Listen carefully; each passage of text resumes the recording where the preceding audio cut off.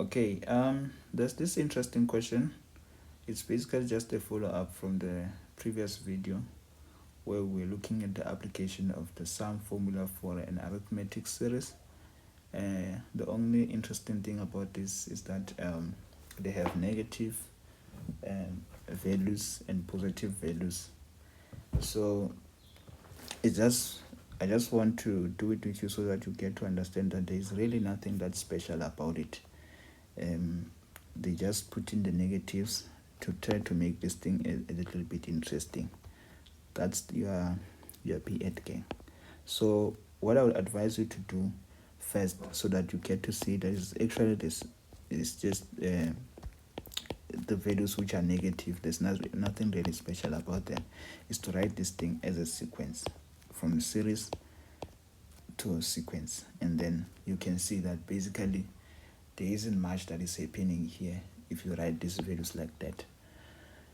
Okay, now you see that we are still having our what you call arithmetic sequence, and you can confirm that by taking term 2 minus term 1, that is negative 2 minus negative 3, that gives you 1. Negative 1 minus negative 2, what does that give you? It gives you 1. 0 minus negative 1, you get 1. 1 minus 0 is 1. 2 minus 1 is 1. So you see that we are still having an arithmetic sequence. So when they ask you to determine the value of n for which the sum of the first n terms is 1075, you are still going to use the sum to n formula. However, you can't use the first one where you are required to know the last term, because this series, it continues to infinity. You don't know the last term. Okay, so we are going to use this one as n equals to n over 2a plus n minus 1d. Okay, in this already they give us the sum to n. They are looking for n. So as n, we already know the sum of the first n terms.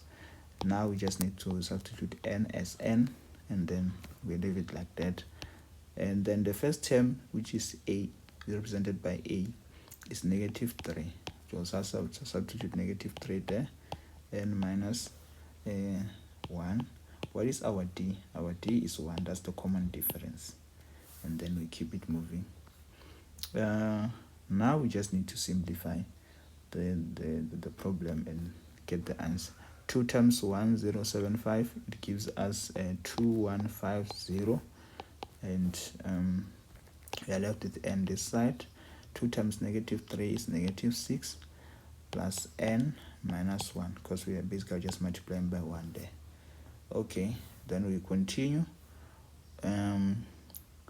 2150, how do we then simplify? We just need to simplify the values inside the brackets. 2150 just remains like that for now.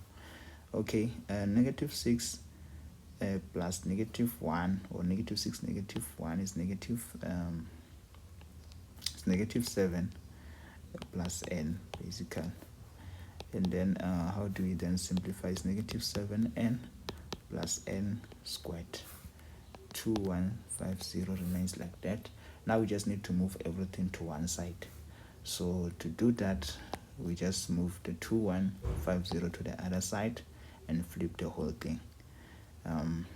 Minus 7n and minus 2150, then we have 0. By flipping the whole thing, you move the 2150 to the right hand side, and then you're left with 0 on the left hand side. Then you flip the whole thing. By flipping, now it means whatever you'll have on the right, you move it to the left, and what you have on the left, you move it to the right. That's basically what I just did. Yeah. So from here, you see we have a quadratic equation. To solve a quadratic equation, you can either factorize or use the quadratic formula. I would always usually recommend that you just use the quadratic formula. The thing of you acting as if you know the factors when you actually don't is not recommended by me. So let's just use the quadratic formula to make our life simple. N equals to minus b plus minus the square root of b squared minus 4ac. That's the quadratic formula over 2a. For those who don't know how, but it's possible. So what is our b? Is negative 7 plus minus the square root of negative 7 squared minus 4. Our a is actually 1. Our c is minus 2150. Then take the square root of the whole thing, then we divide everything by 2a. Okay, now you just need to insert the whole thing on your calculator. First you put the plus and then you put the minus. What do you get as your values? You will get your values as n equals to 50. Okay, let me change the color so that we stick to what we've been using. N equals to 50 or n equals to negative 43. However, we know that but n cannot be equals to negative 43. So therefore n equals to 50.